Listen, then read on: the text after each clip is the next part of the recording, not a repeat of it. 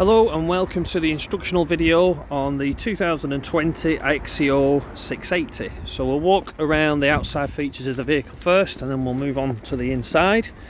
So if we start with the cab,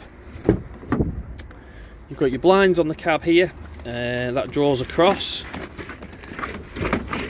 and attaches magnetically to that section there. Same situation with the front blinds.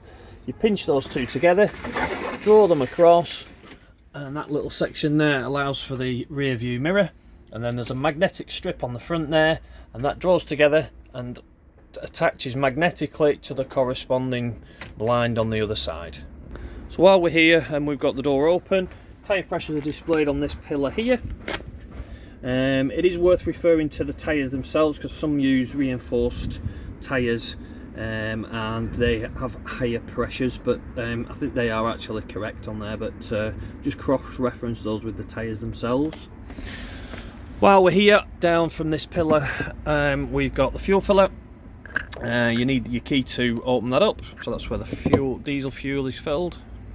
To open the bonnet, it's this catch here just on the side of the dashboard, and that's pulled down like that. So while under the bonnet, we've got the washer fluid is filled there, you've got coolant there, brake fluid, oil fill, the dipstick is just housed there. If you ever need to jump start this vehicle, you need to do so under the bonnet and attach the jump leads to it. So just down in this area here is where the jump pack would go. So you just put your key into that little nodule there, and then you lift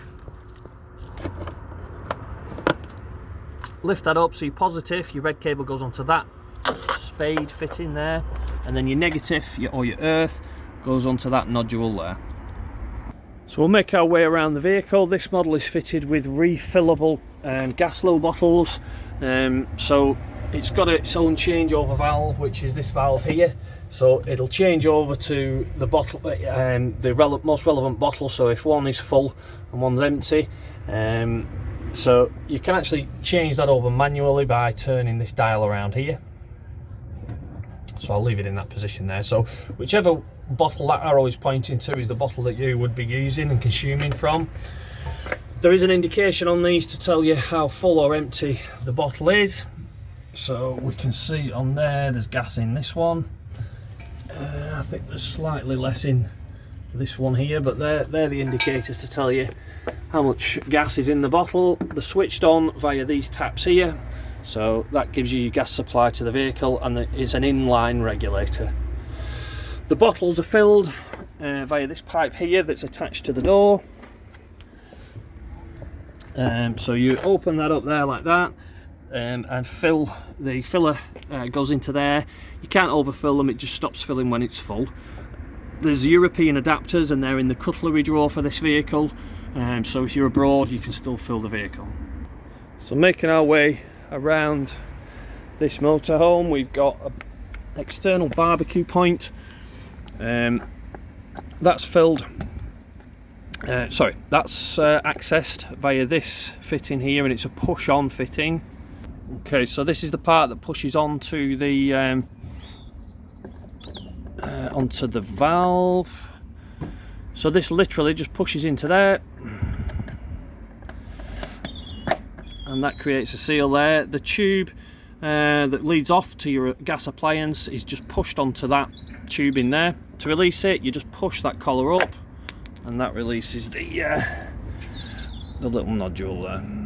So that little fitting is again in the cutlery drawer that we showed you how to go into there. Next one along is a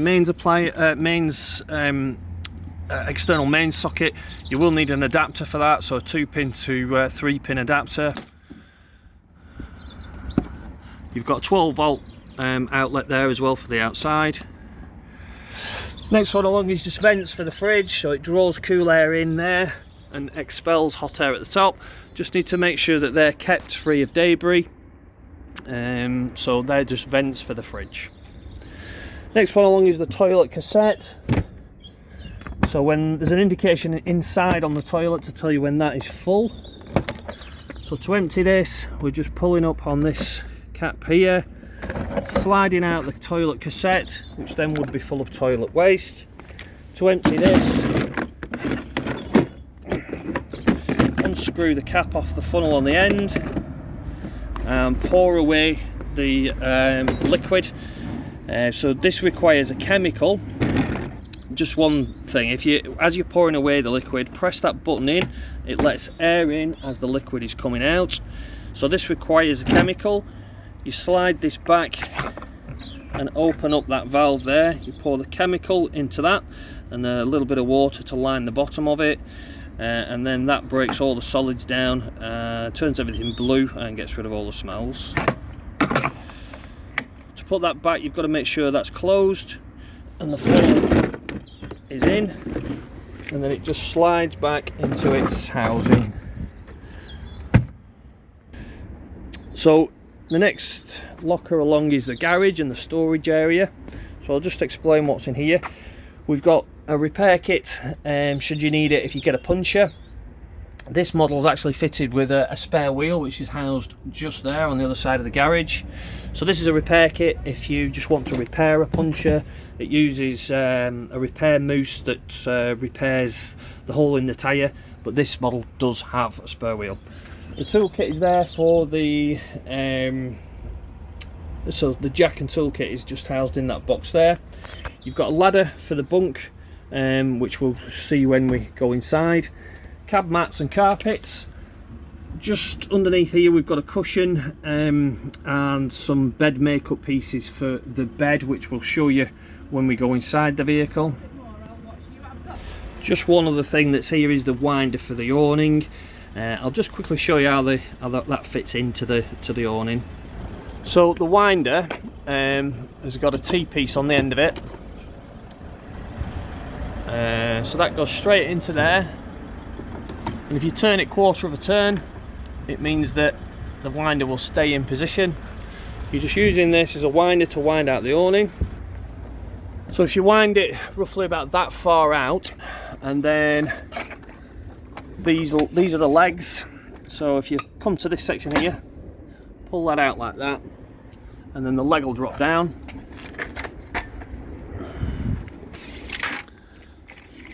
So the leg is adjustable via that catch here. If you angle the legs out slightly like that, put them in and then lift it slightly so the awning is supported.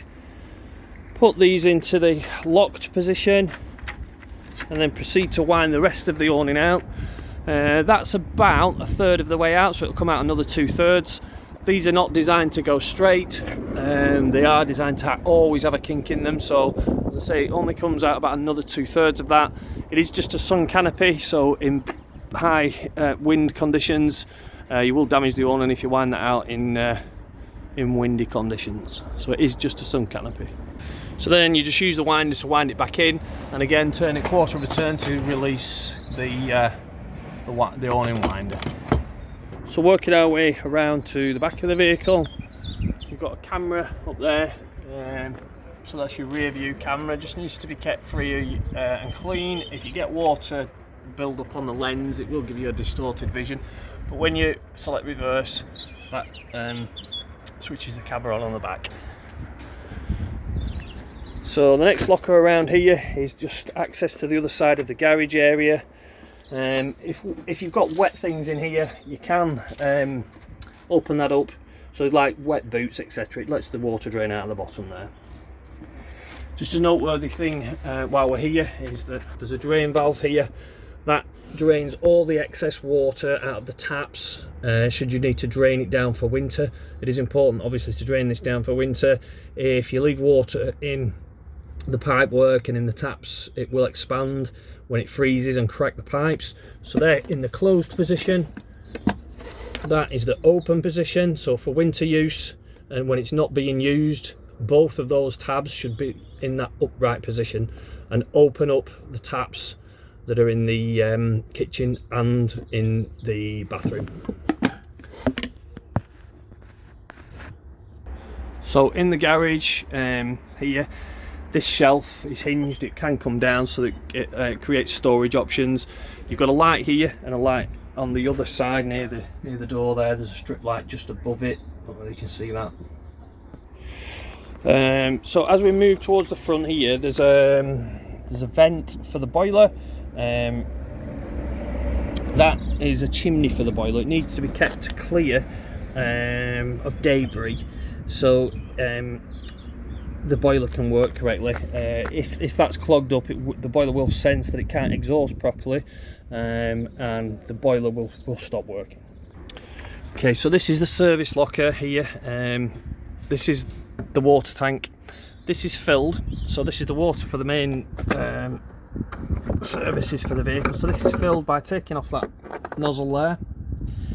It does have a feature that stops water spilling into the vehicle, so if you put that on, so if you put a hose pipe into there to fill this, just until it pours out, this here is to stop that excess water when it's full pouring into the vehicle here, so it's important you put that on.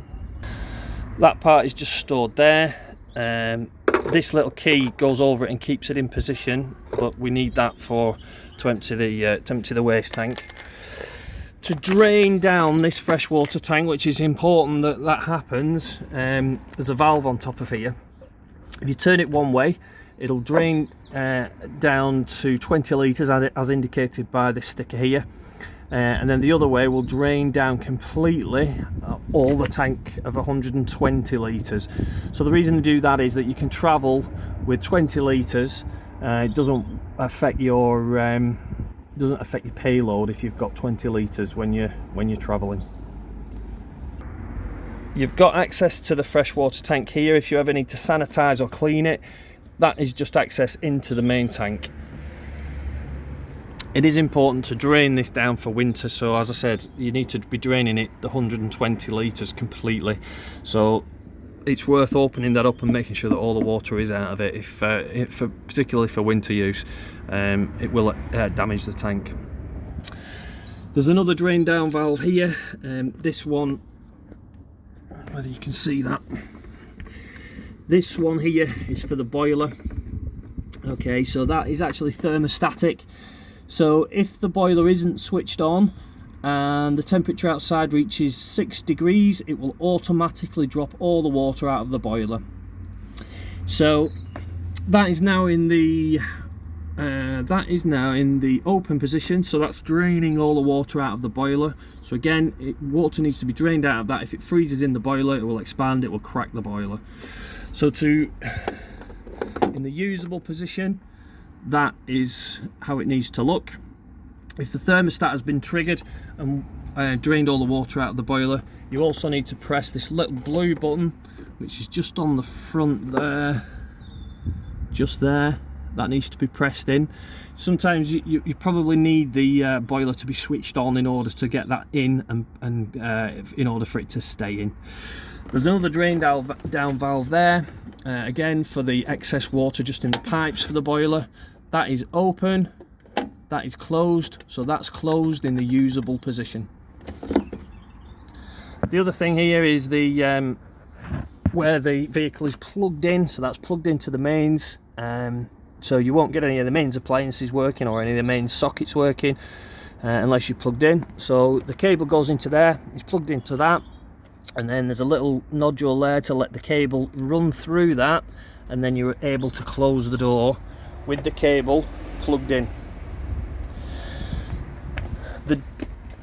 The grey water, or the waste tank, is housed just underneath the vehicle here.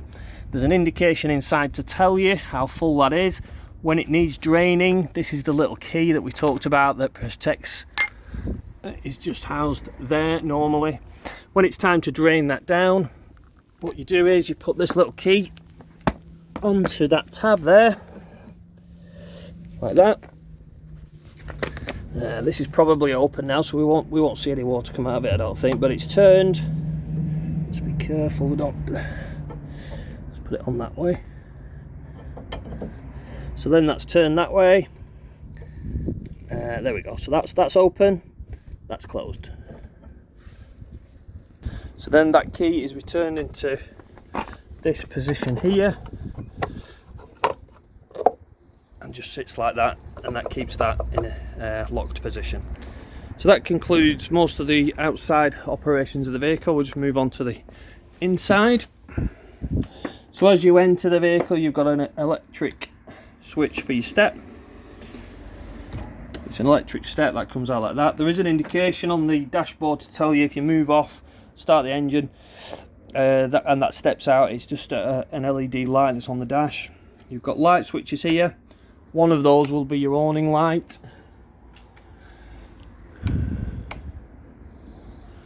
So the top one is the awning light. You've got an LED strip there on your awning light, and then the rest of them are for the habitation. So they're switched individually, so you can see we've got the lights on in the vehicle now. Above the door you've got the main control panel for the vehicle. So this is the habitation control panel. So that's the main switch. You won't get any of the lights or any of the 12-volt appliances working without that switched on. However, I think your awning light will operate without that switched on. So we'll work our way from left to right. So this here indicates a picture of a motorhome. If you press that button there, it's telling you what condition your leisure battery is in. So you've got a picture of a motorhome indicating your leisure battery, so that's 13 volts and in good condition. We've got the picture of the engine battery there, so you've pressed that button, that's indicating 12.5 volts, so in good condition. Next one along here is your fresh water supply, so it's indicating an open top, so that's fresh. So if you press that button there, if there was anything in this tank, we would get an indication on these LEDs here to show what percentage we had. The next one down is your wastewater. So if you press that button there, it is actually just draining some out, so there's a little bit of water still left in there, so we're showing a bit of wastewater in there. This one here is the pump switch, so that has to be switched on in order to get water out of your taps. Unless that's switched on, you won't get any water coming through your taps. So when you first fill up with water, what you need to do, switch that on, and then open up your taps, both in the bathroom, in the shower, and in the kitchen. Open it over to hot, lift that up, and wait until you get a pure flow of water coming out of the tap, and then you know that the system is purged of air. And so what it's doing is pushing the water through the pipes, getting rid of the air, and then you know that you've got a pure flow of water coming out of your tap. So what it's doing, it's pushing water from the fresh water tank through the pipes, filling up the boiler, and then you know that you've filled your boiler and you've filled your pipes. Then what you do is do the same on the cold water side. Switch that on, wait until you've got a pure flow of water coming out of your taps. If you don't, if after say 5 minutes you've not got water coming out of here, you need to walk around the outside of the vehicle, make sure that you've closed all the valves that we talked about as we went around the outside. So that deals with the control panel. What I'll do is I'll work my way through the front of the dinette area, etc., and then we'll do the back section as well. So this has got a drop down bed which is operated electrically. The function for that is just here by the door. You need a key for that, which is just here on the keys. So that's put into there and turned into the on position. Okay, so this electrically operated bed requires that the two front seats be in the captain's position like that, so they need to be reversed. That's done by a little tab that's just on the base, and that allows them to spin round. And then we're using this control panel here to lower the bed. This is a two-stage function, so if you press the down button first of all and keep your finger on that, you can see the bed comes down to that position. Keep your finger on it and that front section comes up to create a flat bed. You then need to make another press on the button here to bring it all the way down, and then it'll stop in that position there. You can then make a further press on it to bring it right down to its lowest position. So that's its lowest position, as you can see from the door area here. So I'll bring that back up. So we're pressing the up button, so we're bringing it up.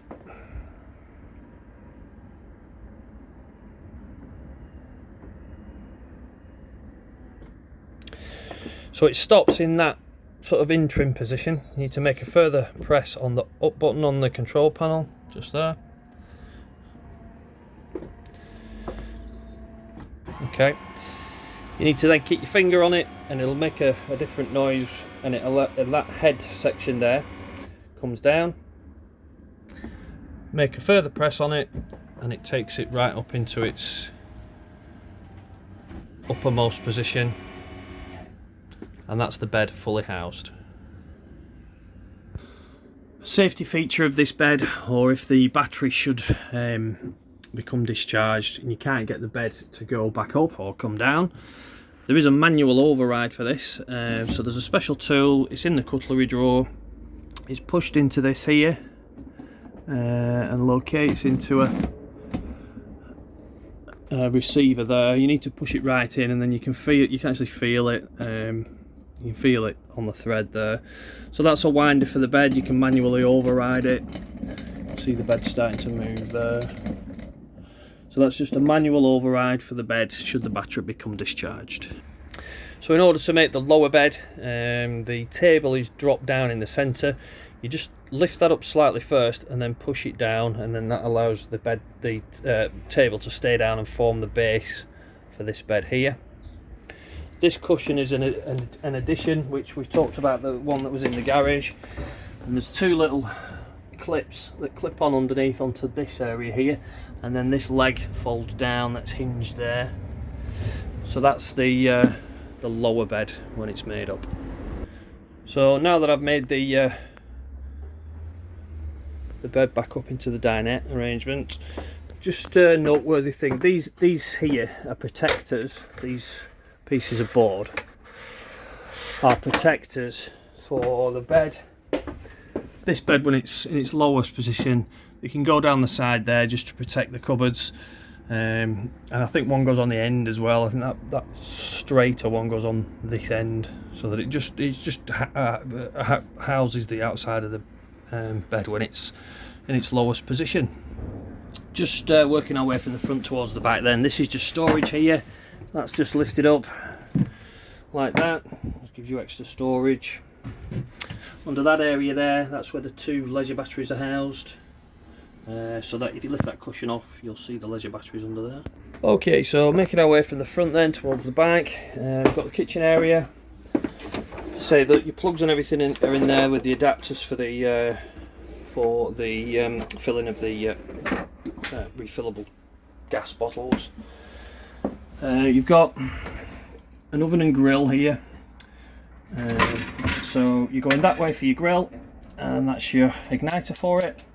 This way around for your oven, which is ignited at the bottom, and that's the igniter for, so that igniter does both.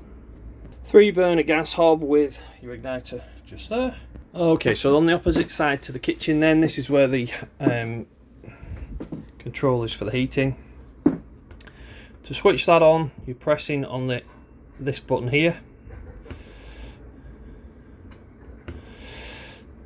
Okay, so this is the temperature for the vehicle. You're pressing that button in and selecting the relevant temperature. So room temperature would be 22 degrees. Select that, press that in, and then that's you dialed in for your temperature. I'm going to switch that off actually, because otherwise we'll get an error code, because we've not got gas or electric connected. And then the next one along, if you scroll through, is your water temperature.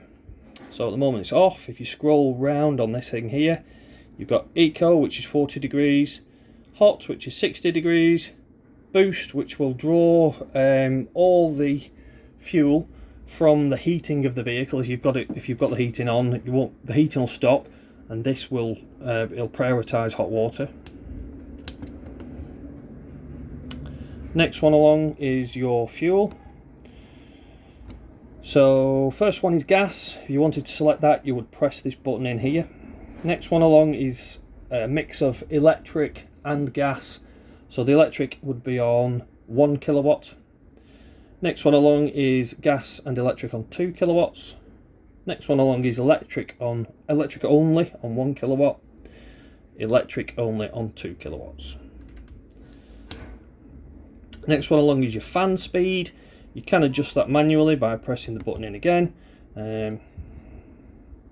So you can just vent as well if you want. So if you just want air to be circulating around the van, you can do so by pressing that button there. Next one along is you can set your timer, so you can set it to come on, start at a certain time, go off at a certain time. And that's how you set your time. Next one along is your settings. Just one very noteworthy thing, if particularly on these models, if you've got your boiler running on electric or gas, either fuel, if that fuel is cut off, so if it senses that there's a halt in the fueling for the boiler, it will come up with an error code. So what you then need to do is reset this, and you do that by going into this spanner menu here, and then to reset, and then you press it again on PR set, and it will say initializing.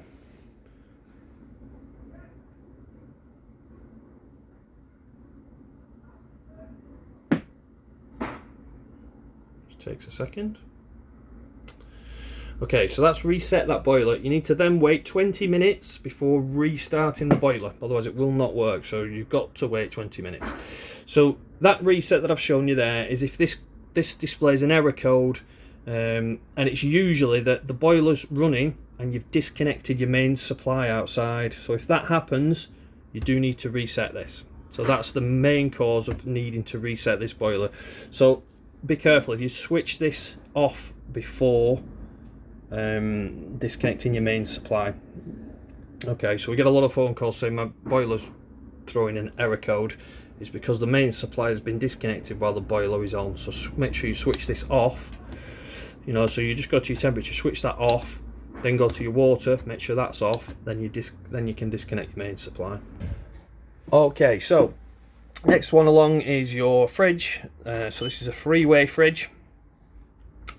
So if you switch it on here, it'll run on mains, gas, or 12 volt. So the 12 volt will only run while the engine is running.